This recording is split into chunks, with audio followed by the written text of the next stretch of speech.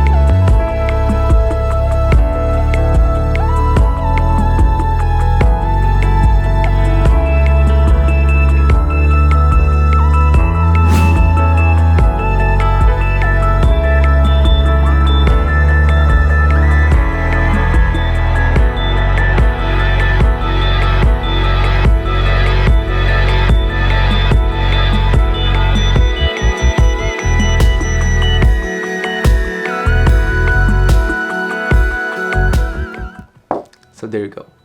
The whole process was frustrating to say at least. Initially, I was going to add the crumbs directly to the paper and slowly build the shapes up, but then I decided to glue them down because it seemed impossible otherwise.